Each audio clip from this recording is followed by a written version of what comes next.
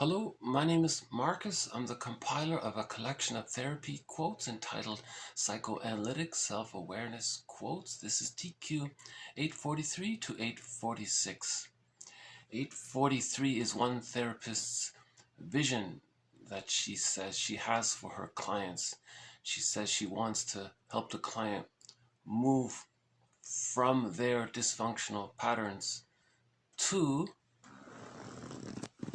internalizing analytic attitudes, goals, and functions, feeling less ashamed about and more affinity with one's child mental parts, the inner child of the past, evolving an internal map of feelings that can be experienced, shared, and explored while understanding their past behavior, opening up an ongoing process of exploration as to what part of one's identity is based on repetition compulsion as opposed to one's real and complex self, continuously translating what has been disavowed and corrected back into its relevance for the self, from insisting that whatever is perceived is in fact real to reaching the fragile and vulnerable child part that is secretly unhappy behind one's projections,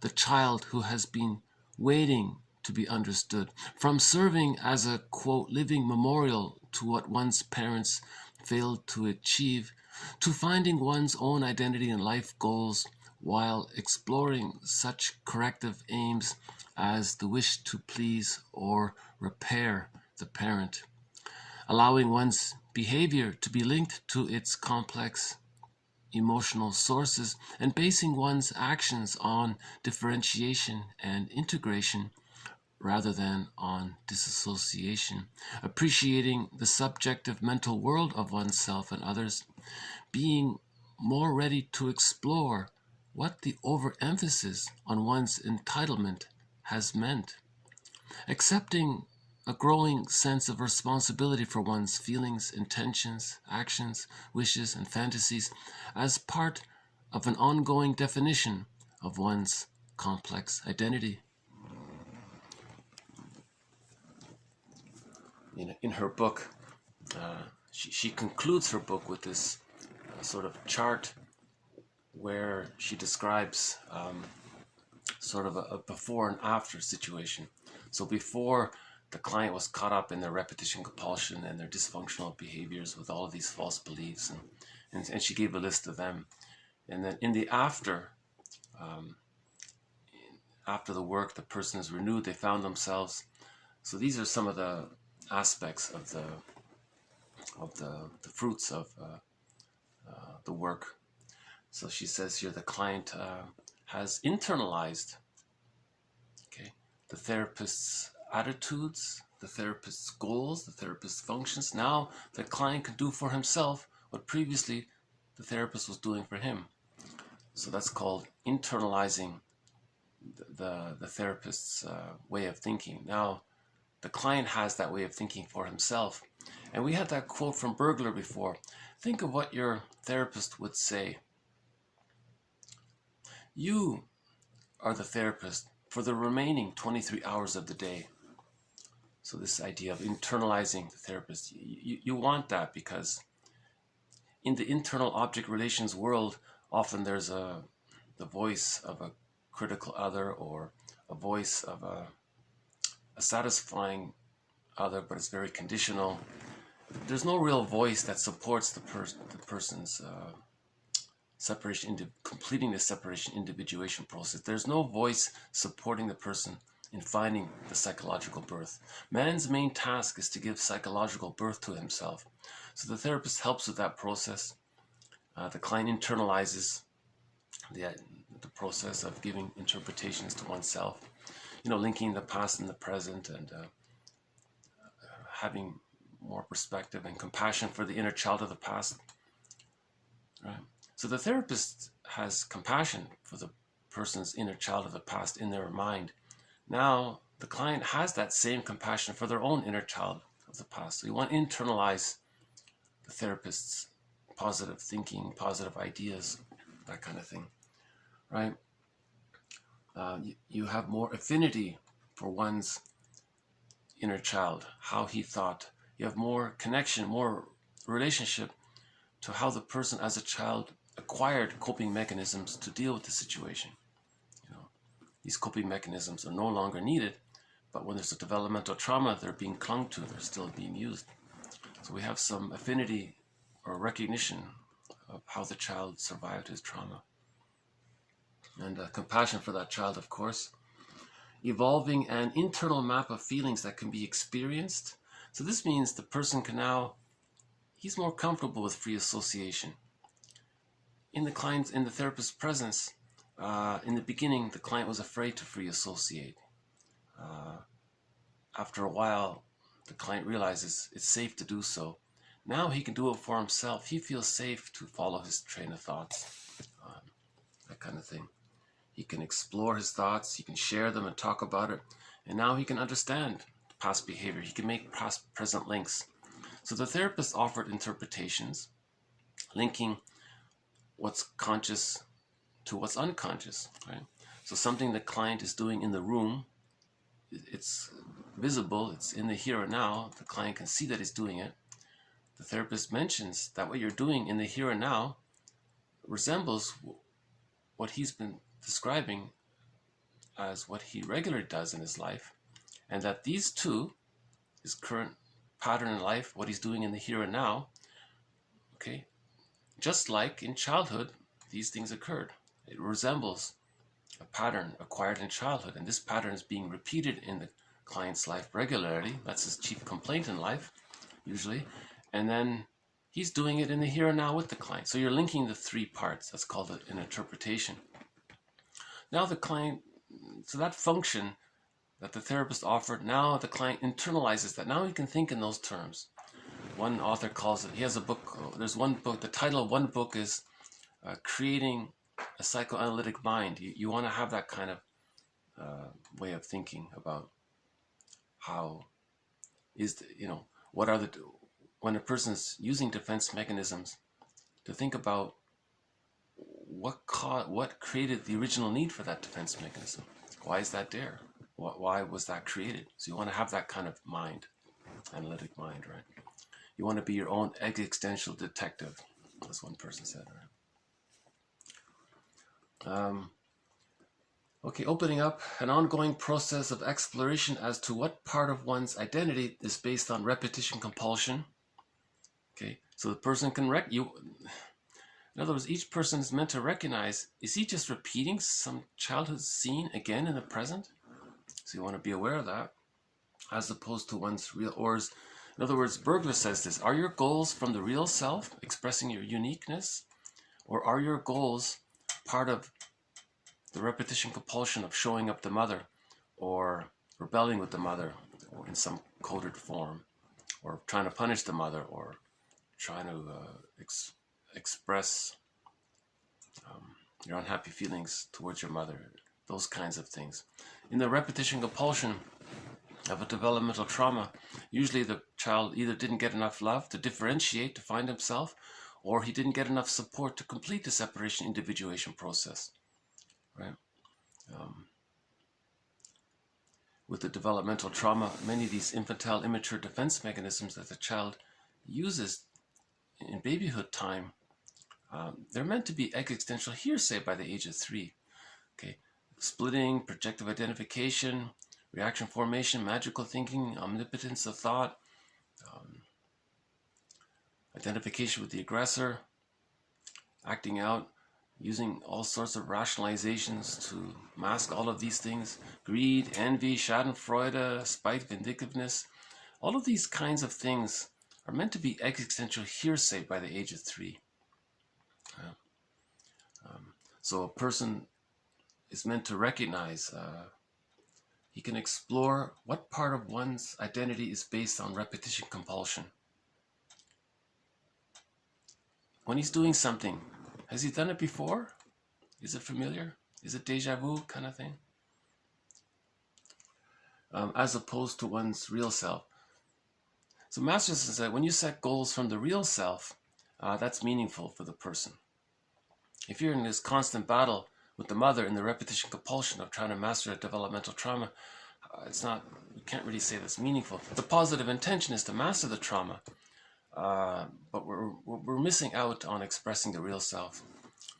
So again, there's a difference between biological birth and psychological birth. Biological birth is a visible event. We see it. It happens in one moment. And then because humans come out of the womb too early, an extended womb is created from birth to 6 months. This extended womb is like kind of a symbiotic egg in the child's mind and the mother's mind, or the other's mind. It's kind of fused there. So this first stage is called the stage of symbiosis, or the stage of undifferentiation. That's the first subphase. This egg, this is like an egg for the psychological birth to follow. Now at 6 months, with enough love, the child feels safe enough to hatch out of that egg. That's called the stage of differentiation. That's the second subphase. Next is practicing, and the fourth is rapprochement. And finally, at about the age of 3, the child internalizes all of these loving and supportive memories. It becomes part of a psychic structure called the holding interject, or the internalized good object, which means that much more of the child's life force can connect to his self-representation. That's called the psychological birth, because at that time he feels safe enough to know himself, his real self. The real self is a part of the person with various capacities. Right? One of the capacities of the real self, okay, is that the person knows their uniqueness, their individual wishes, and they can set goals from the real self. Right? The real self allows the person appropriate affect. If the person needs to mourn, the real self will allow the person to mourn. They have that wide range of affect and aliveness of affect. So Masterson listed 10 capacities of the real self in an earlier video. So may I refer you to an earlier video based on Masterson's quote on the real self, maybe about a week ago, 2 weeks ago, roughly. So yeah, can the client be aware? Is he just repeating the repetition compulsion? How does he know if he's repeating the repetition compulsion? Well, if he's using all of these infantile immature defense mechanisms, for example, splitting. Splitting is an infantile immature defense mechanism. The baby temporarily creates 2 images of his mother as being satisfying and rejecting. Later on, at the age of 6 months, the baby sees the mother as one realistic, full person.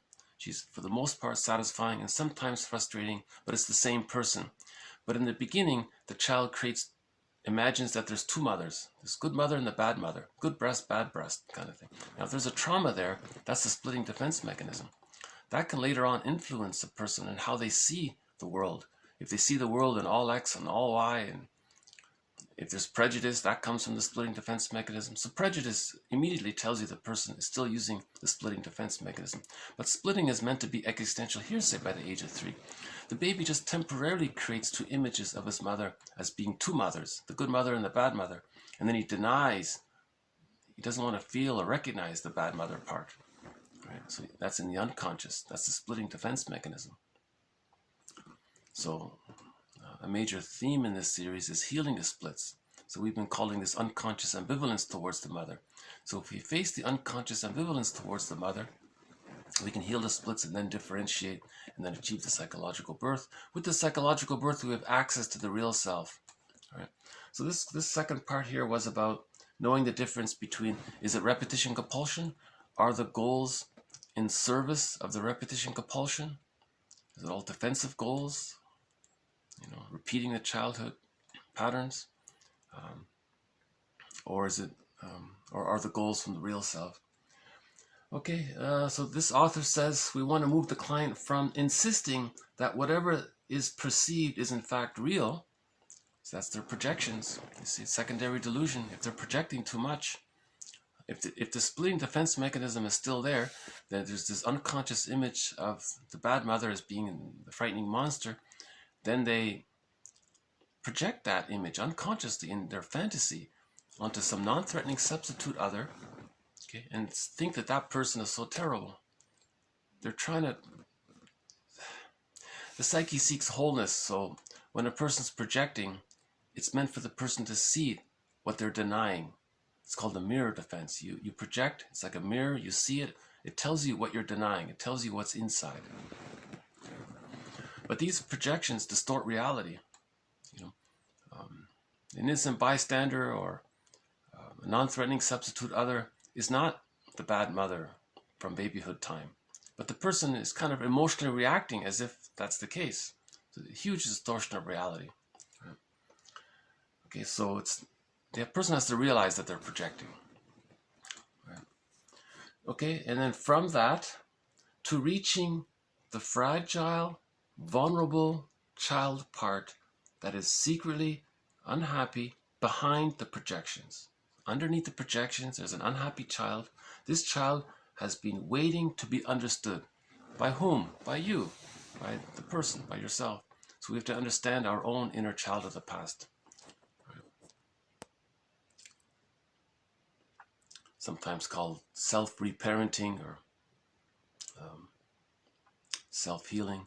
Someone called it the moral revolution, which is to heal the inner child of the past. That's the moral revolution, to heal ourselves and to take responsibility for how we as children adopted these defense mechanisms. Now we are responsible for resolving all of that. From serving as a, quote, living memorial to what one's parents failed to achieve. Wow, eh? So that's a tough one. I think this is one of the toughest ones. From some people maybe are very unconsciously loyal to their parents. If the parents are unhappy, they continue to be unhappy. Now they're serving as a living memorial to their parent, to what one's parents failed to achieve. Yeah. Okay, instead, from that to finding one's own identity and life goals and exploring such corrective aims as the wish to please or repair the parent. So unconsciously, many children feel responsible for their parents. Some children think they have to cure their parents or save their parents. So this is part of the magical thinking and part of their need to bond to their parents. So life force is object seeking. The baby, when he's born, he has to bond to the mother. Now, if the mother is dysfunctional, the child has to bond to that. He has to think that the mother's good. So he's trying to repair the mother in a way, in thinking that she's good. If the mother's unhappy, the child thinks it must be his fault. He does that in order to think that by comparison, the mother's good. The child has to bond to a good mother. The child can't bond to a bad mother, even though he is bonding to a bad mother. That's called a splitting defense mechanism. So he bonds to his image of the mother as being satisfying, but that could be mainly out of fantasy. But he's genuinely, his life force is cathectic to the bad mother image, unconscious. So the child does this, the child creates this, the child employs this defense mechanism of splitting so that he can meet his needs to bond to the mother. The child has to bond to the mother, even if he has to create this delusion that she's good and deny that she's bad, and he's connecting to this fantasy of a good mother. So from that, an extension of that is the child thinks he has to repair the mother. He has to make the mother good. One simple way to correct this, I think, is any adult can ask themselves, do you want your children to try to repair you? Think about it. Just anybody with children, they can ask themselves that simple question. Do you want your children? Is it their responsibility to fix you? Wow. That's pretty straightforward, I think. So parents are there to meet the needs of the children, not the other way around. Right. So that's a part of that. The other one here was allowing one's behavior to be linked to its complex emotional sources. Okay, so again, making links between what you're doing, what you're thinking, what you're feeling, and basing one's actions on differentiation, integration. Okay, so we had Robert Bly's metaphor. So much of who we are gets put into this bag that we drag behind us. Okay, so we disowned, in other words, we disowned aspects of ourselves, including our feeling self. We don't own it. We put it in this bag. Right? So it's disassociated. Now we want to reintegrate it. We want to re-own what we disowned. So that's the task there, sometimes called shadow work. accepting the subjective mental world of oneself. Appreciating the emotional world, one's emotional world, one's own subjectivity, appreciating one's own subjectivity, self-empathy, appreciating one's own subjectivity. Each person has feelings and needs. Each person is often reminded of the feelings and needs they had when they were a child, their subjectivity. Appreciating that other people have their subjectivity. It's called whole object relations, right? And being more ready to explore what the overemphasis on one's entitlement has meant. So think about it.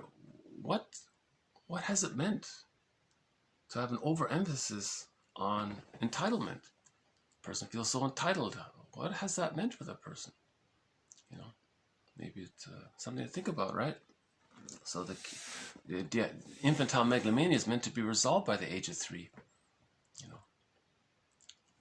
The other one here is accepting a growing sense of responsibility for one's feelings, intentions, actions, wishes as a part of an ongoing definition of one's complex identity. So when we say know thyself, we mean know the self is the body-mind totality and synthesis of the conscious self and all that's unknown, all that's in the bag.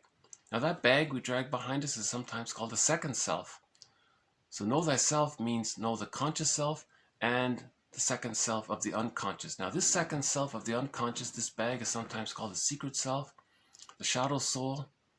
It's the one who walks with us, who's not like us, but who is us. In literature, it's the motif of the double. One poet says, there's someone living my life and I know nothing about him. So when we say know thyself, know both. Know the conscious self and know the unconscious self. Now this unconscious self, you know, we can imagine it as a character sometimes. Now if we do, in literature, that's the motif of the double. So we made reference about that silent movie. The guy was arguing with this character. It was a fantasy. It was a metaphysical sci-fi fantasy movie. He was arguing with this other character. This character was his second self. It was the stranger within. It was his stranger within, his secret self. So he was fighting with himself. He never knew it. And when he hurt that character, he was hurt. He never made the connection. It was an interesting movie. An old silent movie from the 20s or something called The Student of Prague. Actually, I haven't even seen it. I just read about it.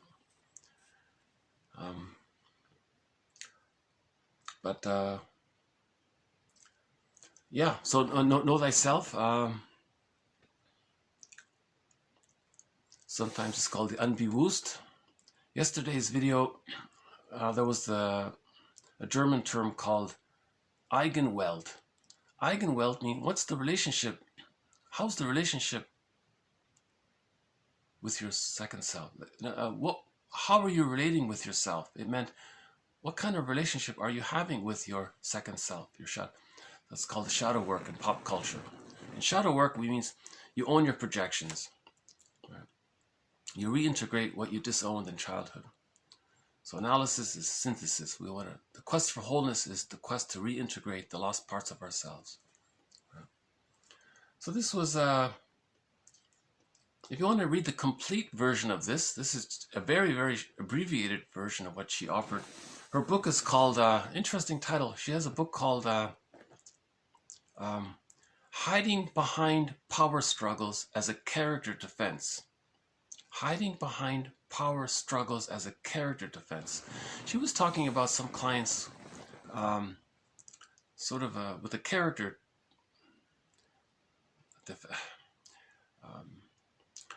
she talked about actually I didn't fully follow it. I just skimmed the book, but I think the main idea was she had some clients. Now remember, in these case studies, these are all composites. These are all fictional, but they're based on her clients. So nobody's identity is there, right? You never know anyone's. In any of these case studies, no one ever knows who it is. So I think therapists are trying to be helpful by, in these case studies, trying to teach the process, the healing process. So in one case study, she said she had this one client who always felt embarrassed and ashamed. And her way, and that client, or him, or I don't know, that client's way was to always get involved, was to always create drama, was to always create some kind of power struggle with somebody. So they were always looking for some kind of conflict. They were making it up. And the conclusion was, if they didn't, for this particular client, he would feel immense shame, like self-shame and self-humiliation and self-embarrassment. And that was his way, because it was his only way, the only way that he knew. If he didn't do that, he always felt huge anxiety about being reminded of how he was humiliated in childhood. So to defend against those painful feelings, he created this immense chaotic distraction by creating drama on the outside. That was his way to distract himself from his true feelings. He was avoiding, he was not reparenting himself. He was hiding from himself. So she called that a character defense. She said hiding behind drama, or I think it was power struggles. She said hiding behind power struggles as a character defense. That's the name of her book. Interesting, right? Anyways, in that book, in the very conclusion, she has this little chart. The before and after I've just been talking about. So TQ 843 is just a sample of her before and after, right? Or another way of saying it, it's her vision of what she has for her clients. When she has a client, her vision is these things we've just been talking about. So this is a sample of it. She has more as well, much more actually. So it's a good little, I think it's the best part of the book actually, maybe, come to think of it. Yeah, she's talking about, Karen Horney says, with dysfunction, with an insecure attachment style, people move towards others, they're clinging, they avoid others, so they're detached, or they go against others, like hostile, provocative. So she was sort of describing that in the mode of that attachment style, the hostile, provocative attachment. Remember, the hostile, provocative attachment style, they're trying to communicate that they didn't get their symbiotic needs met. Remember that egg from birth to 6 months? They never got it. That's why they're hostile and provocative. They're very angry, and they're theoretically, they're trying to recreate that egg. They're trying to find someone to fuse with. They want someone else to be the fusional mother, to give them that egg so they can differentiate from them later on. It's impossible. It can't be done. Repetition, compulsion gone awry. After the age of 5, it can't be done. No one in the present can offer that, what the baby needed. It's impossible, right? But that's the secondary delusion. They're trying to, it's as if they want to travel back in a time machine to get it right. You see, so you can't travel back in time. It's past, it's done. So either we repeat, right? Someone called it experimental recollection. You're repeating it because you're trying to remember it, but you're not remembering it. So you're just repeating it. But the positive intention is for the person to remember it. Or we can just directly talk about it and heal. Right. Okay. From the same book, one more quote from that book I just mentioned. Their sense of entitlement, their having become stuck in power conflicts. As Gill says, quote, the compulsion to re-experience and reenact the past is a major motivation for the selective attention with which the client experiences the present. I thought that yesterday we talked about Grice's maxims, and I've been saying that I'm trying to follow Grice's advice. Grice says that communication should have quality, quantity, relevance, and manner. So this quote, I think, offers all four. There's substance there, there's quality. Okay, quantity, it's not too long, it's not too short. Relevant, yes, it's relevant to the topic of healing. And the manner, it's understandable, it's clear, it's not too abstract, right? Again, okay, so she's talking about the clients in her book, right? Their sense of entitlement, their having become stuck in power conflicts. Okay? As Gill says, quote, the compulsion to re-experience and reenact the past is a major motivation for the selective attention with which the client experiences the present. Okay. How does he experience the present? He sees what he wants to see. What does he want to see? He wants to see his childhood seen. He wants to see his, so it's called paratoxic distortion. He's projecting, displacing, transferring the childhood past into the present. He wants to see the present based on his childhood trauma with his mother. He wants to recreate that scene and redo it, rework it, try to master it. It can't be done. So we've been using Burglar's metaphor all along. Every neurotic carries one of these LP long playing music disc records. And on that record is recorded what happened between the person with the mother, the childhood scene of the developmental trauma, the fixation. It's recorded on there. The person carries this record with them everywhere they go. Every time they see a record player, meaning a new situation in the present, they spin off that record. They see the present based on that past. They want to replay that past record. So that's the repetition compulsion. Now, in that book just mentioned, her book here, one form this can take, one highly dysfunctional form, I guess we could say, is that the person is creating drama. She says here, power conflicts. She's creating arguments. She's arguing with people all the time. The reason they're arguing all the time, they want to argue. They love the argument. They love to argue because it repeats the childhood scene. It's a distraction from feeling embarrassed. Maybe they've identified with the aggressor. Often what happens is the baby becomes like the mother. So how does the baby deal with the mother's being rejecting, impinging, engulfing, demanding, and refusing their needs? And at some point, the theory is the child might just identify with the aggressor. Okay. Now, that person later on does to others what happened to him in childhood. It's called identification with the aggressor. So from the baby's point of view, if the mother is being misattuned and she doesn't offer her maternal reverie, and she's putting him on a schedule and telling the client, no, you're not hungry, you're hungry when the schedule says you're hungry. So from the child's point of view, we theorize he interprets all of these misattunements as being devalued, rejected, shamed, humiliated, objectified, exploited. So that's an awful feeling for the child. The theory is he identifies with the aggressor. He just becomes like her. Now he thinks he's her. Now he's become a living memorial to her. He's become her. He's a living memorial to his mother. He's continuing. That's also called intergenerational trauma. Okay. So now that person, that's the narcissistic pattern. That person grows up and then devalues, objectifies others to communicate that when they were a baby, that's what their mother did to them.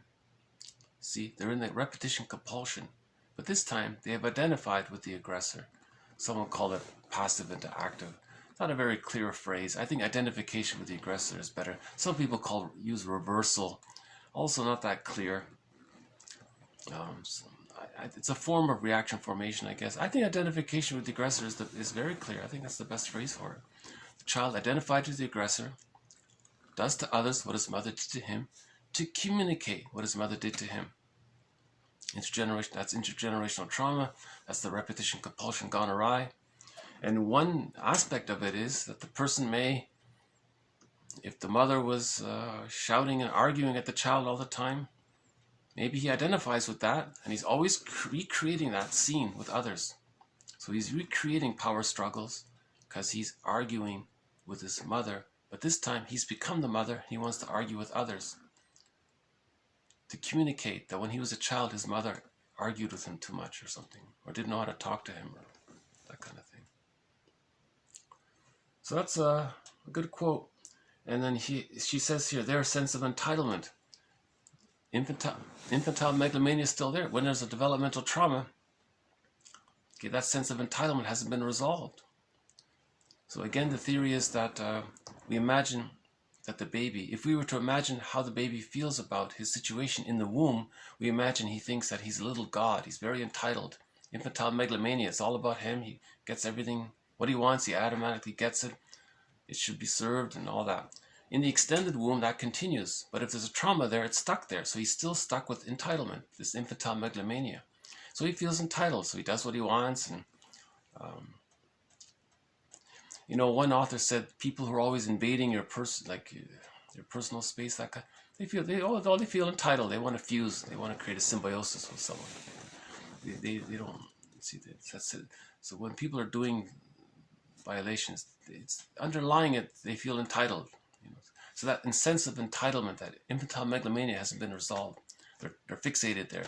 They're fixated at the rejection level of not getting enough love to differentiate from the mother. They're still battling with the mother, or they've become the mother and they're battling with themselves by projecting themselves onto others, or they project the rejecting mother onto others, and they've identified with the mother themselves, so they're battling with themselves that way in their unconscious fantasy. And it's repetition compulsion. And her whole book was about this idea of people not wanting to face the truth of their childhood situation. You know, it's painful to do that, right? So, you know, one author, I think some authors would say, help the client find some other ways to distract themselves. You know, they don't have to just always argue all the time. Maybe they can do something else temporary. Maybe they can wean themselves off of that, wean themselves off of their mother, find some other less dysfunctional way, choose some more mature defense mechanisms. Maybe they can work that way. But the goal of therapy is to build the ego. So if he's aware of it, he can do it himself as well, to some degree. You have two more quotes here. Yeah, that one there. You know, I realize that's a huge topic. This the hostile provocative attachment. So we've been talking about the hostile provocative attachment style. On the Enneagram, that's the unhealthy 8. The unhealthy 8 on the Enneagram, that's the hostile provocative attachment style. That's a tough topic. It hasn't really been too much of a thread in this series. Maybe we'll see if we can. Maybe it can become a thread later on as we go down, as we continue with the series. But it's a huge topic. Not that much. There's not that much clarity about the hostile provocative attachment style. Pop culture actually does a better job. If you read any book about the bully or the sociopath, they do a better job actually of describing the hostile provocative attachment style than the analytic approach. I don't think they really. Oh yeah, they call it the antisocial style, right? So I don't really look into those more serious ones. So far, I've got a lot of threads on the go already. There's a lot of threads on the go already. One of the threads is the narcissistic pattern, the codependent pattern. Okay, repetition compulsion, that's another thread. Each major defense mechanism is a thread in themselves. Emotional eating is a thread. Birth trauma is a thread. Prenatal trauma is now a thread. So we've got about a dozen threads already. So I think I maybe I can only handle so many threads at a time. So maybe in the future we'll cover more about the unhealthy 8s on the Enneagram. Yeah, I think she was saying, you know, the bottom in the case study she was talking about, the root cause of their acting out and being hostile provocative, they don't want to feel vulnerable. They don't want to be reminded of feeling vulnerable. Now, it's all unconscious. They're not aware of it. They're not aware of why they're doing this. They're unconsciously doing it because they're unconsciously afraid of the childhood memories of being so misattuned by the mother, kind of thing. So we've been saying all along we have to forgive the parents, and then that helps to, when we forgive the parents, we heal ourselves and differentiate from them. We have to forgive the parents in order to differentiate from them. Once we differentiate from the parents, okay, you're halfway there. Right? You're halfway cured, you know, once you differentiate from the parents. We're talking psychologically, emotionally. Right? Person with the hostile provocative pattern, they're still looking for the mother to fuse with. They're trying to recreate that birth to 6 months heaven stage of fusion between the baby. from birth to 6 months, that's a stage of fusion, a stage of symbiosis. That's a heavenly phase. That's an extension of the heavenly phase in the womb. They didn't get the extended womb. They didn't get that social womb from birth to 6 months. So the hostile provocative style, or what she's terming hiding behind power conflicts as a character defense style, okay, or the unhealthy 8 style, the bully pattern style, let's say, whatever, going against that. This style, I think one author offers the theory that what they're trying to do is they're trying to communicate that they didn't get their symbiotic needs met. That's why they're so aggressive. They're angry. They didn't get their, of course the baby's angry if he doesn't get his symbiotic needs. So that's a very frightening situation for a baby to not get their symbiotic needs met. They need their symbiotic needs met to leave the egg, to hatch, to find themselves. They don't find themselves. If they're still psychologically fused with the mother, they don't know who they are. So they're angry about that. They want to find themselves. Okay, we'll do two more here. Okay, so we'll talk about feelings here a little bit. An affect or an emotion, when clearly understood, constitutes psychoanalytic shorthand equivalent to the lengthy historical reconstruction of certain aspects and vicissitudes of a client's life. So I thought that'd be a little follow-up. It reminds me of an older quote. Every body tells a story. Yes, everybody. So 2 words. Every body tells a story. Then we had another one that said every bodily symptom tells a story. Now this one says every affect tells a story. Interesting. So every emotion tells a story. So just like if you think about a symptom, there's a story there. If the person has a sore back, well, there's a story around there. You have to find a story, right? So just like a feeling, you have a feeling, well, there's a story around it. I thought that was interesting. Just to promote self-reflection. Okay, one last one here. The energy of the unconscious, or id. Okay, there's a lot of confusion about this term id, so I thought this was a very clear way of saying it. So remember that bag we dragged behind us? The second self of the unconscious? The one who walks with us, who's not like us, but who is us? The secret self? Right. This is a part of us. It's our unconscious. Now, all of the energy in this bag, we're calling the id. That's it. So all of the life force in that bag is the id. So now we're trying to reintegrate what's in the bag back into ourselves. So the goal of therapy is to make the unconscious conscious. Where id was, ego shall be. Okay, so that's from 100 years ago.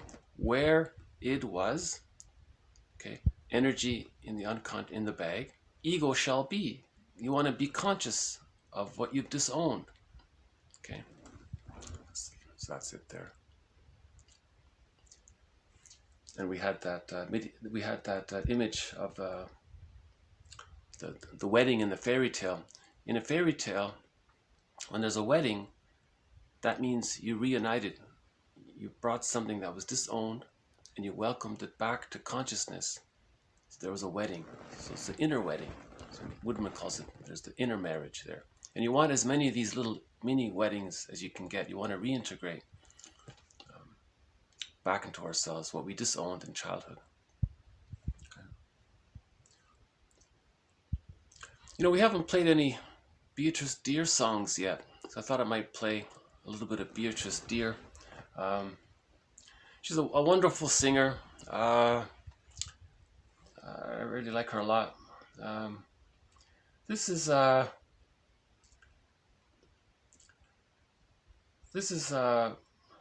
recent, maybe from a clip of her singing, maybe about back in December, I think. And she sings in many languages. So I'll play 2 clips of her singing in her traditional native indigenous language, Inuktitut. Interesting language, Inuktitut. It's a very beautiful language, actually. So here's a clip of her singing. Beatrice, dear.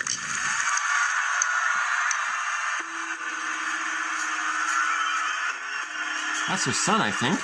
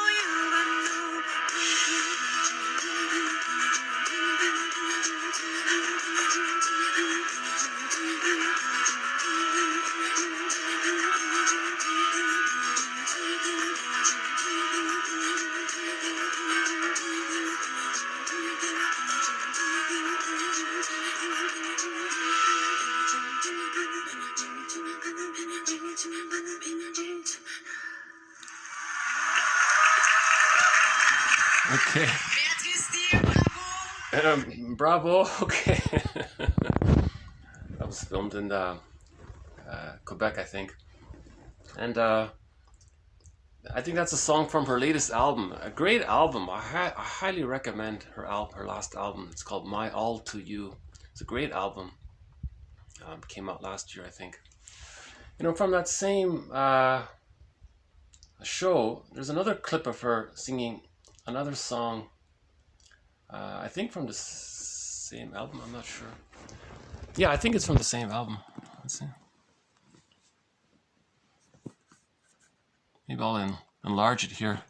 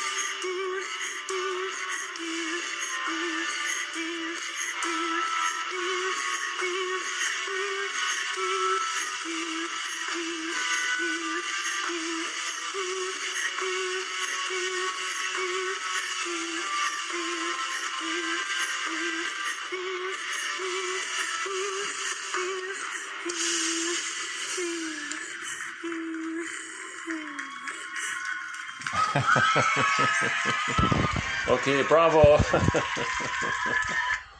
So she has an amazing, beautiful culture, the Inuit culture. You know, There's a lot there, and they do what's called throat singing, and apparently, um, when they're out in the wilds searching for food, they would engage in throat singing as a part of to communicate. They would communicate amongst themselves a little bit, or there's a whole story about throat singing. It's very interesting. I don't know much about it, but she sings in English as well. So I thought I'd play. I thought I'd play a clip of her singing in English. So this is from 2018. So this is actually My All to You, a live version of it.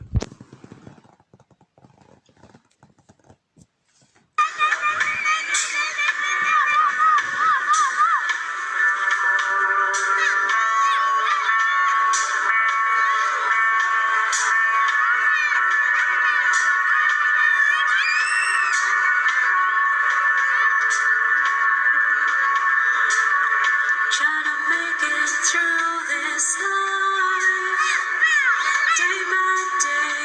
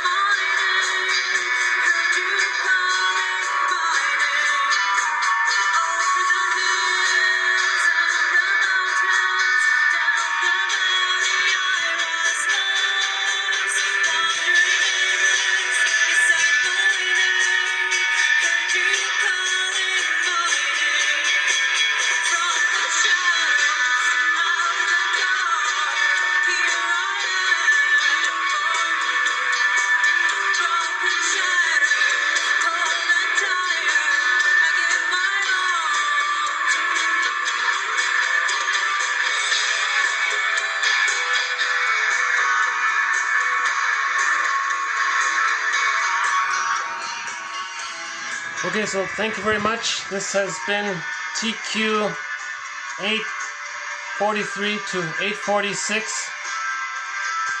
I highly recommend that concert there by Beatrice Deer. She does 11 songs. All of them are great. This is the Inu ni Kamu concert 2018.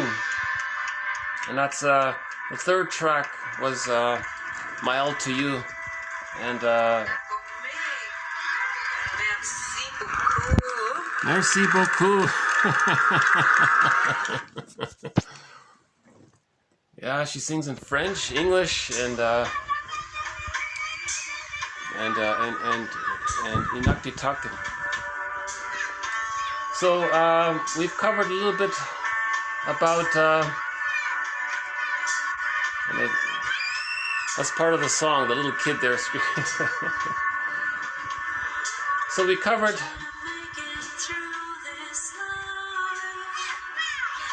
that's a great album. My All to You, Beatrice Deer. What a good album. So in TQ 843, we covered one therapist's vision of how she imagines the client's healing can take place, how she imagines the results of the analytic work. The client internalizes what the therapist does. So she's doing for herself what the therapist was doing for her, helping to develop that psychoanalytic mind, helping to make links between the present and the past, helping to recognize, is she doing things out of the repetition compulsion, or is the person doing things from a real goal? Have a greater appreciation for the inner child of the past, have compassion for oneself as a child, right? To recognize that no one can repair their parents, but maybe unconsciously we're still trying to repair the parents. Some of it may not be bad. It could be positive sublimation. Burglar has what's called the positive magic gesture. If you're doing, sometimes when we're doing good things for others, we're unconsciously trying to save our parents in fantasy. So sometimes it's not too bad. So positive magic gestures, one of the healthier, more mature defense mechanisms. It's still a defense mechanism, but it's more helpful, and I think there's satisfaction that way too. Some people call it altruism, you know. Also, the client recognizes that what they're doing is shadow work. They want to reintegrate parts of themselves that they disowned in childhood and reintegrate it back to themselves into the present. We want to make the unconscious conscious, right? Where it was, the unconscious energy, ego shall be. We want to reintegrate, bring back our feeling self into our body-mind system, so we can feel animated by our feeling self. We are what we feel. So we want to feel. We want to reach, right? So we want to work towards integration. Understand about past entitlement. What have the effects been if a person engaged in this entitlement complex, right? To recognize some of that. And taking responsibility for one's feelings, intentions, actions, wishes. Okay? That's the moral revolution, right? To know ourselves. We had one other quote about that's the throat singing you're hearing. It's very interesting. There's a real rich, vibrant tradition in the Inuit culture. It's really something, I think. Yeah.